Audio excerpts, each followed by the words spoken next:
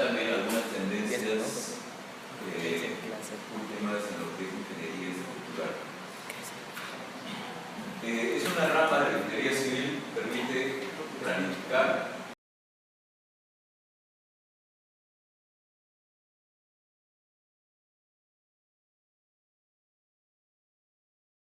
en vista de los últimos accidentes. Esto tiene una protección, debería de tener una protección acá, una especie de enrocado, entonces cuando viene el agua con fuerza no erosiona esa zona. Que no, ahí tienen ejemplos en estas últimas semanas, ¿no? Cómo se cayó. Ustedes han visto ese video donde se cae el estribo. Está apoyado en el terreno, pero el agua empieza a erosionar, le quita soporte, se cae, y entonces la losa que estaba apoyada en el estribo también se cae. ¿Por qué? ¿Qué falló? Falló esto de acá, ¿no? Que no tenía un buen soporte, no tenía un recubrimiento que evite la erosión. Entonces, todos estos aspectos pues, tiene que ver el ingeniero, el que diseña, y también el encargado de que le coloquen el material adecuado en la obra. ¿Quién es? ¿Quién se encarga de ver que todo esté correcto tal y como figura en los planos, en las especificaciones técnicas? Hay un ingeniero supervisor. O sea, lo contratan precisamente para que supervise que se está construyendo de acuerdo a lo que es indicado. Ayer encontré en la mesa de la sala de profesores un diario en que hacían una entrevista al supervisor del puente, ¿no? que se cayó, se desplomó. Y él indicaba que, claro, lo había contratado, pero su labor no era tanto estar en obras, sino más o menos revisar que todos los cálculos estén bien. Entonces, en su propia obra, esto en planta, ¿no? Por acá, digamos. Acá, vamos que acá está la entrada. Y él decía, bueno, yo tengo un asistente que estaba en la obra. Como que se estaba delegando su responsabilidad. No, pero en realidad también ha debido estar en la obra, ¿no? Por eso le han pagado como $115,000 soles, no sé cómo se dijo. Y el que ha supervisado desde su casa, desde la oficina. Entonces, esa es un poco la parte ética también del ingeniero, en realidad profesional. Si a mí me están pagando algo, pues debo cumplirlo. Estoy comprometiendo algo. Tengo que ir a ver, informarme, o si no puedo ir, mando a otra persona, pero digo, no sé, toma fotos, filma, infórmame. Si algo no se está cumpliendo, avísame inmediatamente para ir, ¿no? O detén la obra hasta que yo vaya y vea. Esa es la labor de un supervisor, tiene que estar. Es como un gerente, ¿no? El gerente no va a estar pues, sentado en su oficina y dejar que los empleados hagan lo que quieran, ¿no? Dentro de su empresa. Bueno, entonces, regresando acá al tema. Puentes, estructuras de desarrollo hidráulico. Por ejemplo, las represas. También hay que diseñar también en parte estructural. Se busca la óptima utilización de los materiales en base a su resistencia para conseguir economía, constructibilidad, capacidad estructural ante cualquier tipo de carga. O sea, hay que diseñar una estructura, pero en el diseño también hay que ver la parte de economía. La parte de economía. Y a veces nos vamos hacia los extremos. Esos puentes antiguos, ustedes lo ven, por ejemplo en el centro de Lima, ¿no? El puente que está para pasar hacia el Palacio de Gobierno. Fíjense los estribos que tienen, no son grandazos. Cuando en esta última de las avenidas, ahí está el puente, no casi no se hizo nada, los estribos están igualitos. Pero ¿qué pasó con el puente que se cayó? Si ustedes lo comparan, era mucho más delgadito, no más finito. Claro, se está utilizando la cantidad de materiales en su construcción, pero no tanto, no hay que ir al extremo. Ahora se dice hay que construir, pero bajo ciertos estándares. No hay que irnos a lo mínimo, hay que dejarle un cierto margen para que esta estructura pues, pueda resistir efectos a lo largo de los años. No es que va a durar 5 años. Estos puentes antiguos, ¿cuántos años están ahí? 100, 150, 200 años. ¿No? Y todavía están en pie. Claro que están sobredimensionados, pero la idea es hacer un equilibrio, ¿no? Ni tan sobredimensionado, ni tan endeble, ¿no? Más o menos, me va a costar un poco más, sí, pero me aseguro que va a durar unos 15, 20 años. Es como las carreteras, ¿no? Una carretera pues no la pueden construir y al cabo de 5 años hay que reparar la carretera. ¿Por qué? Porque vino un huaico, se le llevó, porque el agua empezó a filtrar y se llevó el material. Hay que diseñar adecuadamente. Acá hay algunos proyectos, por ejemplo, son edificios, ¿no? Me imagino que esto lo han visto también en la exposición, ¿no? Este edificio que está a la izquierda, el Burj Khalifa, se apoya. ¿Cómo son los apoyos, los cimientos de este edificio?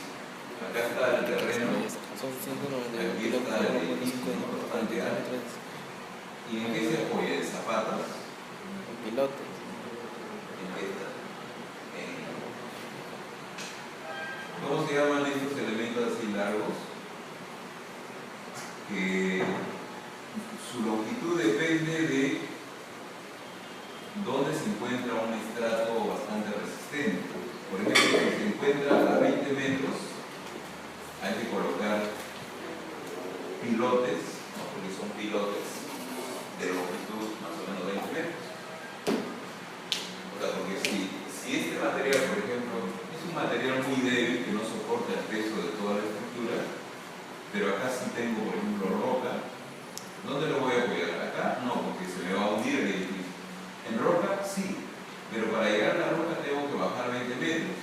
Entonces, se hacen perforaciones, se rellenan con acero o con concreto y ya tienen los pilotes, ¿no? Pero los pilotes están más o menos a nivel de la superficie.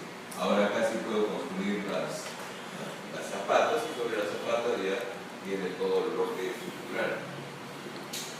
Eso, por ejemplo, es parte también de la ingeniería estructural. El diseño de los pilotes también se diseñan. ¿Qué longitud, qué diámetro, qué sección van a tener? ¿Cuántas varillas vamos a colocar acá? Porque si vemos este piloto, supongamos que más o menos es sección circular, acá al interior hay que colocarle varillas de refuerzo. ¿Cuántas? Es como más o menos como diseñar una columna, ¿no? Porque en una columna, las columnas tienen refuerzos y a su vez alrededor del refuerzo han visto que le colocan por acá una especie de malla, unos alambrecitos que lo llaman estribos, justamente para confinar el material. Tiene que estar confinado para que no se mueva. De hecho, cuando arman el esqueleto de una columna, ustedes habrán visto que colocan las varillas verticales, pero si dejan las varillas verticales así solitas, ¿qué va a pasar? No hay ningún soporte, se van a ir hacia el costado. Entonces necesitamos mantenerlas así. Por eso es que le colocan alrededor un alambre, una varilla más delgadita que se llama estribo, justamente para mantenerlas así. Y también cuando actúa la carga vertical, no se mueva, ¿no? Eso lo llaman confinamiento. Entonces los estribos permiten confinar estas varillas y aparte basta con el concreto también, ya no se va a mover. Pero fíjense que ese pequeño detalle lo tiene que tomar en cuenta el ingeniero estructural. Estas varillas, por ejemplo, ¿qué diámetro en pulgada van a tener? Una pulgada, 2 pulgadas, media pulgada, 3/4 pulgada. Ese es el cálculo que lo realiza el ingeniero estructural. 800 metros, 828 metros. En 800 metros, por ejemplo, un edificio, ¿cuántos niveles tiene en 800 metros? A ver, ¿cuántos niveles tendrá este edificio? Póngale por cada nivel 3 metros. Dividan 800 entre 3, ¿cuánto les sale? 160. La cantidad de pisos, como 260 y tantos pisos. Entonces, la cantidad de gente, ¿cuántas personas pueden vivir en un edificio de 200? Vamos a ponerle 200 pisos. Y asumiendo que cada piso hay 4 departamentos, más o menos como el edificio de acá, ¿no? Por cada piso hay 4 departamentos de 80 metros cuadrados, no sé. A ver, bueno, saquen su cuenta. En un departamento típico, más o menos, ¿cuántas personas viven? 3. Papá, mamá. 3, 4. Ya pónganle 4. Son 4 departamentos, 4 por 4, 16. 200 pisos, 16 por 200, 3.200 personas. Fíjense, 3.200 personas, suponiendo que todas están en ese momento en el edificio. Viene un terremoto. El edificio empieza a mover. Toda la gente grita, se asusta, sale, se tiran por la ventana. Entonces, el ingeniero estructural tiene que pensar que ante un evento sísmico, dentro de esa estructura hay 3.000 y tantas personas. Entonces, tiene que diseñar algo que no se vaya a desplomar, ¿no? Se vaya a caer. Esos edificios hay que diseñarlos, en el caso de Perú, sobre todo acá que estamos cerca de la zona sísmica, ¿no? El cinturón de fuego, en la zona sur, tiene que diseñarla también que ante un evento sísmico, un sismo de grado 8, 9, el edificio no se puede caer. O sea, que se caiga ya es lo último, porque viene un sismo de grado 12 ya, pero nadie diseña para grado 12, a no ser que sea una central termonuclear, donde eso no puede fallar así nomás. Porque imagínense una central termonuclear que se desplome. ¿Qué pasaría? ¿Cuál sería el peligro? La radiación. Imagínense, el uranio dice, me ha liberado. La gente ni cuenta se da y luego la piel se le empieza a caer por la radiación. O sea, un desastre, como el desastre que ocurrió en Chernobyl, la central esta que falló, el uranio empezó a salir y la gente que vivía en los alrededores, al cabo de 20, 30 años, fíjense los reportes. ¿Qué pasó con esa gente? Bueno, mucha gente murió casi en el acto, cuando estaba muy cerca. Otra gente sufrió quemaduras, otras deformaciones. Las personas, las gestantes, pues dieron a luz y sus niños salieron con algún tipo de deformación. Efecto de la radiación. O sea, fíjense todo lo que puede suceder. Entonces, el ingeniero estructural tiene que diseñar algo que no puede fallar así fácilmente, sobre todo los edificios. Las estaciones o los carriles estos de los trenes, también un tren transporta cantidad de gente, no se puede caer fácilmente. Entonces, para que no se caiga fácilmente, hay que diseñar los apoyos de las columnas para que no fallen. Que fallen ya es lo último, o sea, se pueden mover, se puede arrancar, pero lo último que debería suceder es que se desplome. Pues imagínense que este edificio se desplome. Las 2.000 y tantas personas, ¿qué pasa? Y encima le cae todo el concreto. Es una tragedia. Entonces, la labor del ingeniero estructural pues es grande, ¿no? O sea, no está diseñando algo que, bueno, si se cae, bueno, se cayó, pero y después las 2.000 personas tienen que ser muy bien. Es un diseño. Por eso es que las estructuras, sobre todo los edificios, el ingeniero dice, bueno, a ver, he calculado y necesito colocar varillas de 1 pulgada. Pero hice el cálculo, ¿qué pasa si viene un efecto más fuerte?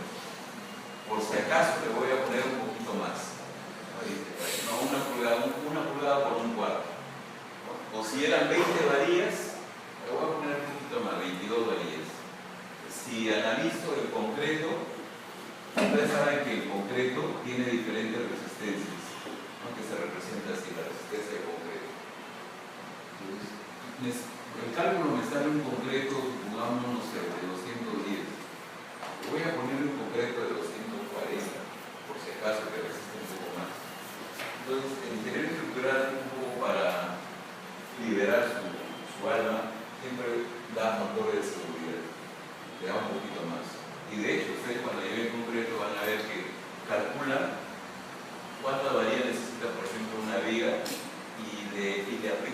factor de seguridad, por si acaso, para que resista un poquito más. Y ese por si acaso, la justificación es porque dentro de esa estructura van a estar personas, ¿no? Y hay que garantizar la integridad de las personas. Eso lo tiene muy claro el ingeniero estructural. La prioridad de las personas. Debo asegurarme que esta estructura, en caso de un evento muy fuerte, no se desplome, no se caiga. Entonces, bueno, esos son ejemplos. Y acá hay un cuadrito de edificios, ¿no? Los edificios más altos en Perú. El más alto ahorita, ¿cuál es? El Banco de la Nación. 135.5 metros, y este de acá era 800. Bueno, ya nos estamos acercando. Nos falta 7 veces más la altura de ese edificio. 800 pisos. ¿Cuánto tiempo creen que se demoran en construir los 800 pisos?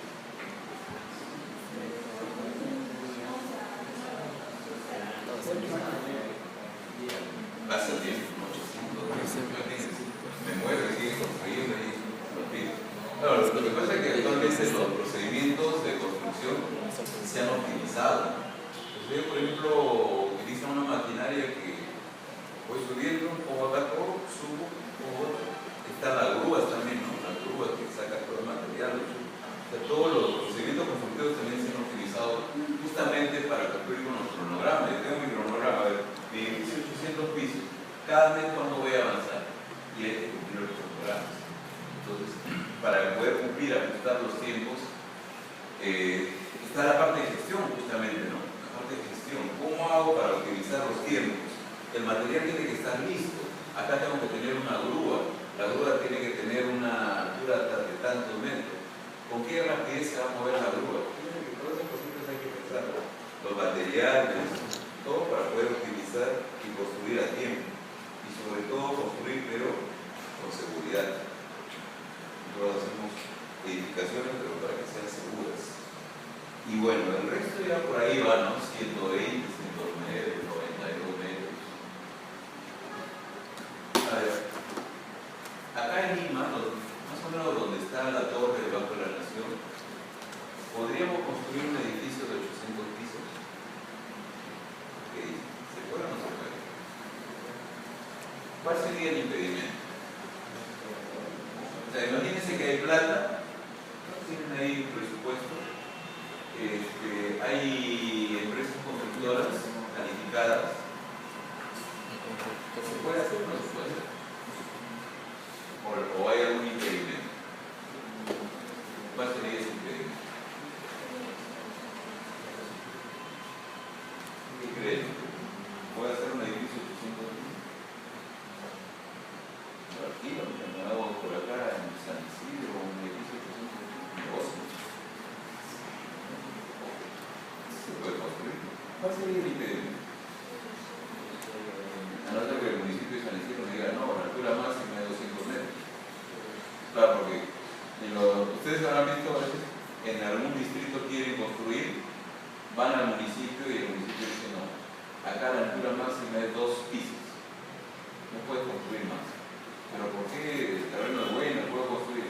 No, porque hay una normativa que no te permite construir. Porque si construyes, no le va a caer solo al vecino. Es cosa así un poco ridícula, ¿no? No puedo construir. Entonces, no, lo que pasa es que los municipios tienen normativas también. No puedes construir 2 pisos. Antiguamente, por ejemplo, no se podía construir, pero después han cambiado algunas normativas y ustedes ven que en algunos distritos ya hay edificios, ¿no? Altos, de 10, 12, 18 pisos. Antes no, había casitas de 2 pisos, no se podía construir más arriba. Entonces, un poco lo que nos tiene ajustados es la legislación, pero si no hubiesen esas trabas, o sea, el terreno puede soportar un edificio de 800 pisos. En el caso de Lima hay zonas con terreno muy bueno, hay zonas con terreno muy malo. En las zonas con terreno muy malo, pues habría que pensar en edificaciones así, ¿no? Apoyadas con pilotes. En terreno muy bueno puedo directamente construir casi al ras de la superficie. Entonces fíjense que todos esos detalles los tiene que ir pensando también analizando el interior estructural. ¿Puedo construir acá? Sí. ¿Por qué no puedo construir? ¿El terreno es malo? ¿Cómo puedo mejorar el terreno? ¿Necesito pilotes o no? Todo lo que tiene que pensar el estructural, ¿no? Se rompe ahí la cabeza pensando. Otro tipo de estructuras: puentes, estadios, casas habitaciones, reservorios, puertos, viaductos. O sea, imagínense la cantidad de obras, la infraestructura en la cual ustedes pueden trabajar. O por ejemplo el estructural, ¿no? Ahí tienen el trabajo para diseñar los refuerzos de la casa, los estadios, los puentes, los reservorios, los puertos, los viaductos. Hay que hacer cálculos para los refuerzos, para los planos. Tiene trabajo el ingeniero que se dedica al área de construcción. Claro, porque los planos hay que materializarlos, hay que construir los materiales, todo eso. Hay trabajo para el especialista en geotecnia. Sí, porque debo analizar, antes de construir, debo analizar el suelo. Hacer un buen estudio del suelo. Hay trabajo para el ingeniero hidráulico. Por ejemplo, ¿en cuál de estas imágenes, hay 6 imágenes, tiene labor directamente el ingeniero hidráulico? ¿En cuál? ¿La de arriba? ¿Puentes? Pues ahí está el agua, ¿no? En el reservorio y ingeniería de puertos. En el viaducto, ustedes contratarían un ingeniero hidráulico para... Pues, ¿qué va a trabajar? ¿Qué va a analizar? No es nada, solamente el terreno. Entonces, pero sí, ¿no? Por ejemplo, acá sí, de hecho, puertos. Acá en los reservorios puede tener diferencia, en puentes también, donde está el agua, ¿no? El agua está presente, hay que tomar algunos datos, ¿no? Para que no pueda afectar las estructuras. Ese puente, fíjense, ese puente tiene una luz bastante grande, ¿no? Se parece al puente que se cayó, ¿no? ¿Cuántos metros creen que tiene de longitud? Va de costa a costa, ¿no? De isla a isla. Puede ser 500 metros, 400 metros. ¿Y por qué no se, o sea, por qué lo vemos así horizontal? ¿Por qué no está medio así, ondulado? Porque toda esa losa de 500 metros pesa. Pesa. Es como que yo le digo, a ver, acá no, en este pedacito, a ver, párate acá encima. No pone el pie y pum, se rompe. O si no se rompe, pues se deforma así. A mayor peso, mayor deformación. ¿Y eso por qué no se deforma? ¿Qué evita que se deforme? Por ahí, si ven ese puente más o menos tiene una luz así muy grande y acá tiene unos apoyos. Acá tiene unos apoyos, unas torres así que están apoyando aquí. Y esas torres, pues, acá abajo están apoyadas también. Tienen sus estrellas. Pero ¿por qué no se deforma así? ¿Qué evita que se deforme? Ahí lo ven.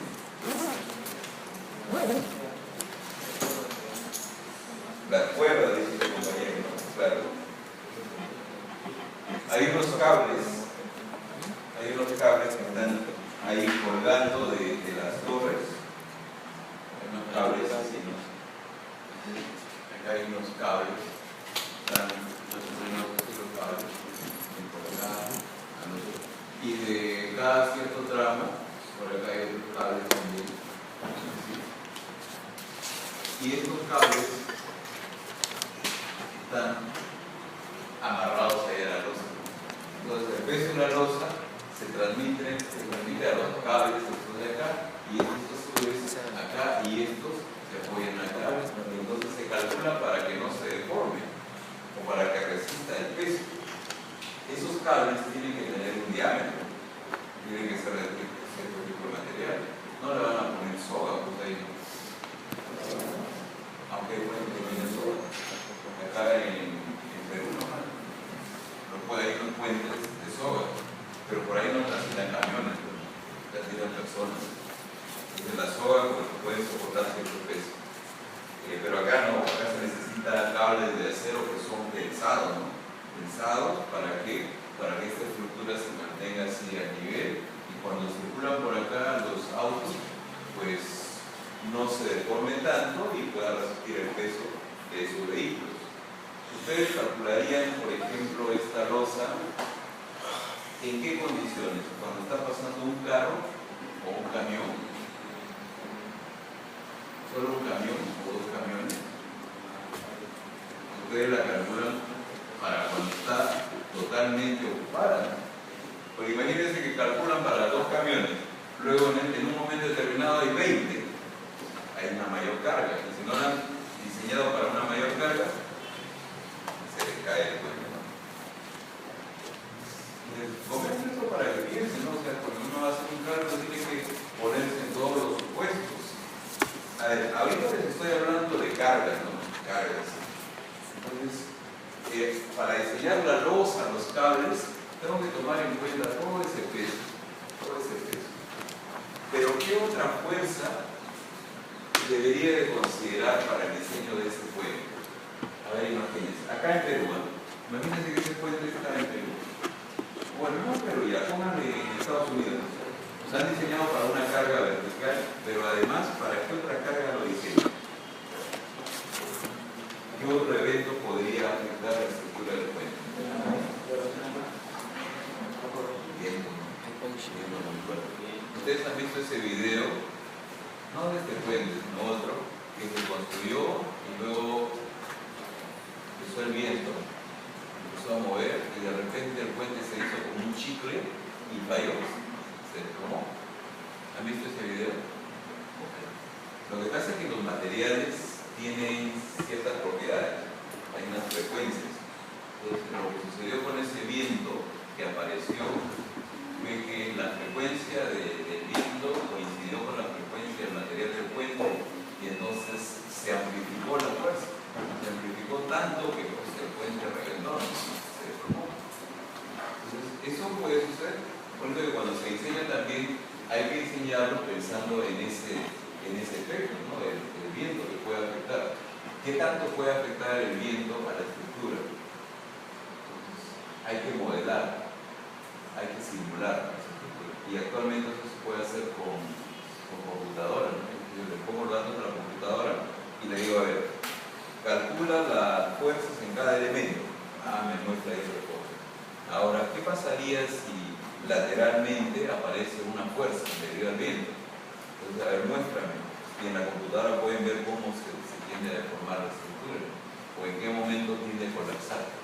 Entonces, lo bueno es que ahora podemos modelar las estructuras haciendo uso de software y me ayuda bastante, sobre todo al momento de obtener los recortes. Antes todo tenían que hacerlo a mano. O sea, el ingeniero estructural de años atrás estaba con su calculadora. Y antes, más atrás todavía, no había calculadora, ¿no? Había unas reglas de cálculo. Entonces ustedes veían a los ingenieros con su reglita acá moviendo así y sumando, restando, multiplicando. Antes, yo me acuerdo ahí en la universidad había una regla así grandes, una regla de cálculo, ¿no? Y con eso se trabajaba. Ahí hacían operaciones de suma, resta, multiplicación, las trigonométricas, la raíz cuadrada, ¿cómo hacían ahí una regla? Era una regla común.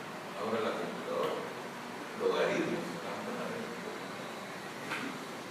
pero ahora más fácil, me pusieron una tecla, ¿no? Logaritmo de tanto, ya está ahí, con 20 decimales. Entonces, hay herramientas actuales que nos ayudan bastante en los cálculos. El esqueleto estructural de una edificación está formado por ¿cuáles son los elementos estructurales para un edificio? ¿Qué encuentran en el edificio de estructural? Ahí está. Zapatas, columnas, placas, vigas, losas. A ver, por ejemplo, acá vamos a dibujar un edificio. El esqueleto de un edificio. Acá hay un edificio, hay unos pisos. Acá sus zapatos de edificio. El terreno de zapatos. A ver, identifiquen ¿Dónde están las zapatas? ¿Cuáles son las zapatas? Esta de acá.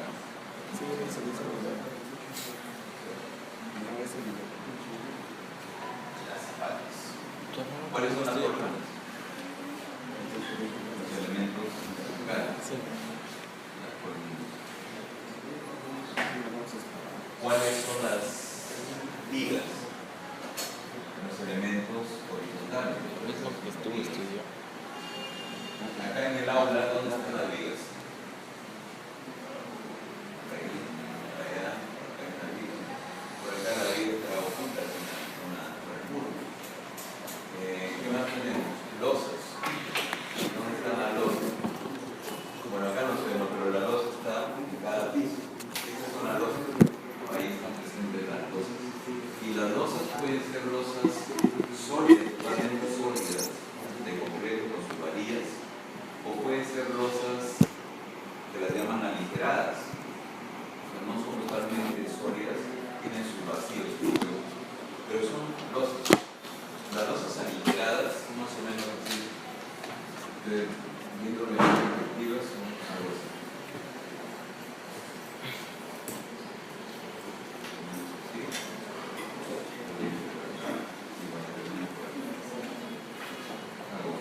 En donde estos elementos de acá,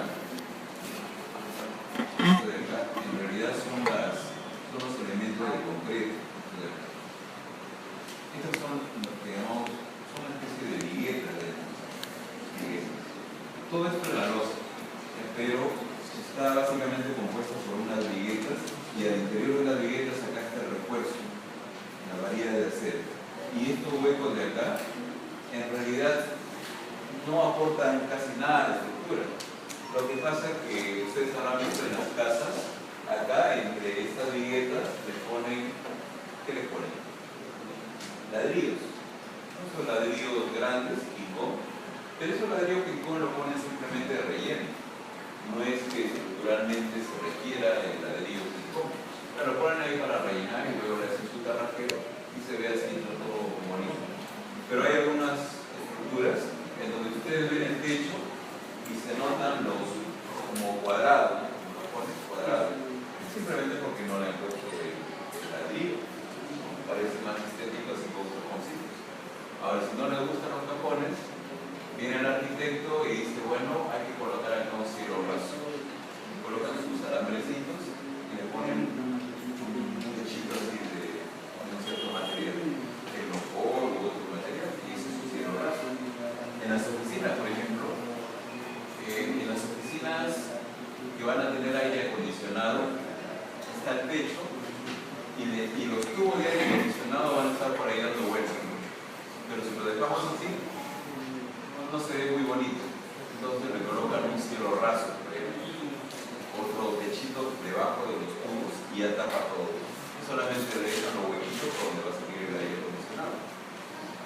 Eso ya son diseños adicionales de los arquitectos. Bueno, esos son los elementos estructurales. ¿Y cuáles son las placas? ¿Qué llamamos una placa? Por ejemplo, si ustedes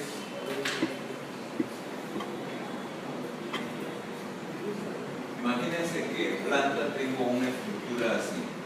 Esto en planta. Este es un edificio así.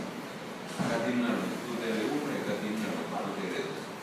Y por acá tiene sus columnas. Columnas.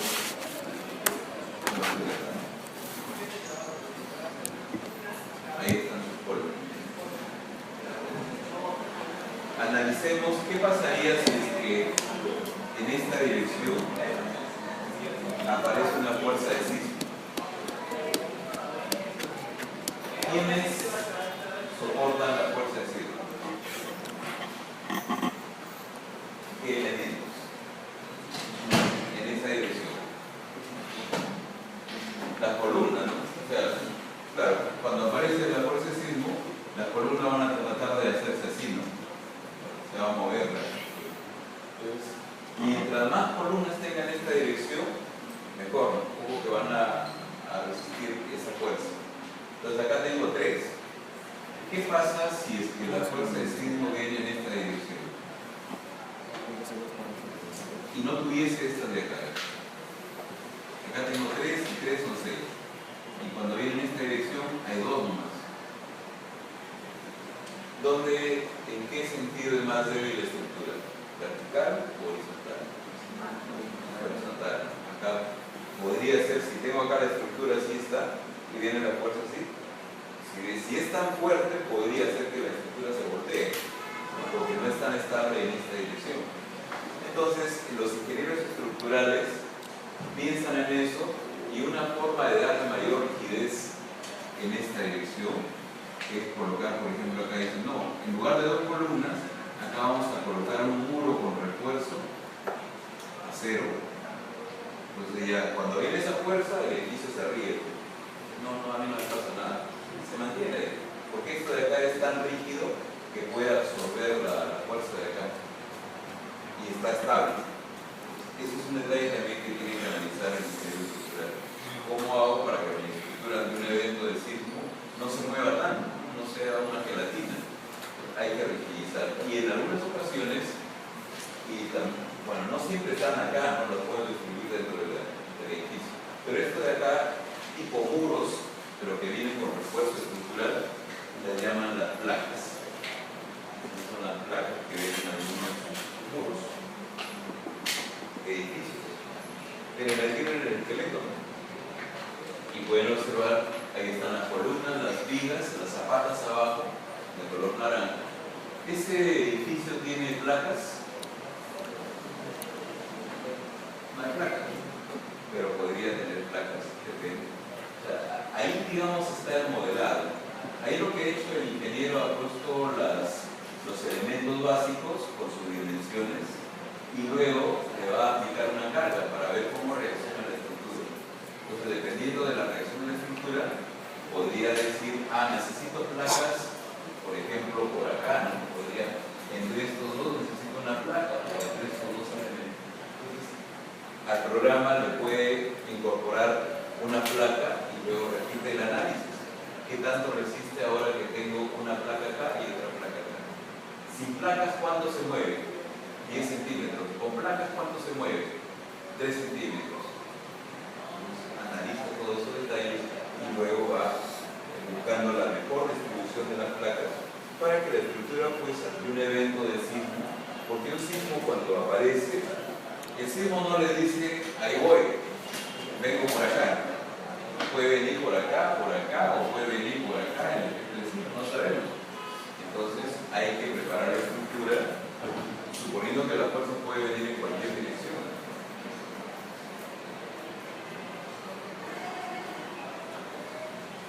Hay estructuras que las llaman aporticados. Un pórtico es, tengo 2 parantes y un travesaño, eso es un pórtico. Entonces, los edificios, como ven acá, miren, todos esos son pórticos, los verticales con los horizontales. Esa es una estructura de pórticos también, aporticada. Acá hay detalle. Está formado por losas macizas o losas aligeradas. Las losas aligeradas son como estas de acá, ¿no? Las que tienen su huequito. Y las macizas son donde todo esto es puro concreto con refuerzo, losas macizas. Se apoyan en vigas y estas vigas a su vez se apoyan en las columnas. En estas estructuras también pueden existir muros de concreto llamados placas, ¿no? Por ejemplo, aquí está la placa. Fíjense, ahí le han puesto una placa en la parte posterior. Tiene una cierta longitud, una altura de esa placa. Entonces, a ese tipo de estructuras, donde está conformado básicamente por sus columnas, sus vigas, sus losas o placas, las llaman estructuras aporticadas. ¿Las placas para qué sirven? Bueno, las placas son necesarias para dar rigidez lateral. Rigidez lateral y darle mayor resistencia a la estructura. En sus cursos más adelante en su curso de concreto, van a llevar concreto armado, ahí van a diseñar, le van a dar un planito de arquitectura estructura y le van a pedir a ver diseño. Acá. O sea, un planito así solo, ¿no? De arquitectura. Y ustedes van a tener que decir dónde van a estar las columnas. Tienen que dibujar las columnas. Dónde, bueno, las vigas van a estar entre columnas. Y una vez que tienen digamos, el prediseño estructural, hay que predimensionar también. Ya más o menos las columnas, ¿qué sección van a tener? Tanto por tanto, 50 por 50, pongamos. Las vigas de 25 por 40 y así. Entonces, por ese predimensionamiento calculan el peso total de la estructura. Por ejemplo, acá si tengo una columna de 50 por 50 y 3 metros, ¿cuánto pesa? Pues hay una tablita que dice el peso del concreto, ¿no? ¿Cuánto pesa el concreto? Tanto por metro lineal. Ah, tengo 3 metros, ya, entonces pesa tanto. Eso lo llaman el predimensionamiento. ¿Y para qué sirve? Sirve para calcular por cada nivel el peso total. Entonces acá, por ejemplo, tengo este nivel que pesa tanto, este nivel pesa tanto, tanto. ¿Cuánto pesa toda la estructura? Lo que pesa cada nivel por el número de niveles. Entonces toda esa carga se va a distribuir en 4 columnas. ¿Cuánto soporta cada columna? El peso total entre 4. Y entonces ahí puedo empezar a diseñar mi columna, ¿no? Porque ya tengo la carga. Diseño la columna para esa carga. Entonces, como ya le di una dimensión, entonces calculo la cantidad de refuerzos que va a llevar al interior. Y así lo puedo hacer con los otros elementos estructurales. Entonces, esta tarea ustedes se van a entretener cuando lleven su curso de concreto armado. Después también van a, cuando lleven, creo que hay un curso de ingeniería sísmica o sísmica. Ahí también van a sus estructuras que ya las han diseñado, les van a aplicar fuerzas laterales de sismo y van a ver cómo reacciona su estructura. A lo mejor necesita refuerzos, necesita placas, bueno, y lo diseñan. Esa es la labor del estructural. Bueno, aparte de las estructuras tan complicadas que están compuestas por esos elementos, hay estructuras también que las llaman de albañilería confinada. Es decir, son estructuras en donde básicamente son muros de ladrillo, pero esos muros están confinados. ¿Con qué los confino? Mediante columnas y vigas. ¿No sabes? Está constituida por muros de ladrillos confinados, apoyados en vigas y en columnas. Por ejemplo, este muro de ladrillo se apoya en esta viga y luego se confina lateralmente con las columnas. Como que está en un muro, pero lo estoy cerrando lateralmente. ¿Con qué lo cierro? Con vigas y con columnas. A eso lo llamamos estructuras confinadas. ¿Y por qué de albañilería? Porque la albañilería son los ladrillos. Y los ladrillos pueden ser de concreto, pueden ser de otro material, estos ladrillos comunes que vemos de color naranja. Por eso lo llaman albañilería. En estas estructuras también pueden existir muros de concreto, placas. Claro, actualmente diseñan albañilería confinada y cuando lo someten a pruebas no pasa la carga de zinc.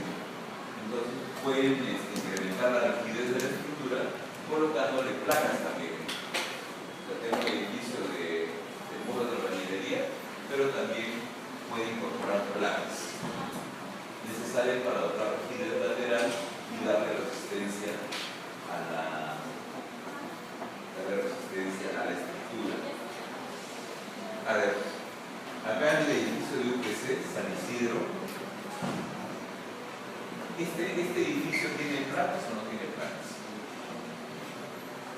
¿O solamente es columnas con vigas y losas? Ustedes que se paran todo el día por toda la edificación, ¿han visto placas? ¿O no hay placas? Y si están las placas, ¿dónde creen que están las placas? ¿En qué parte?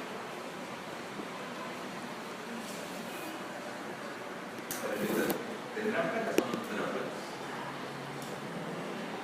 Posiblemente no. ¿Cuántos pisos tiene? No, tiene 7 pisos. 8 pisos.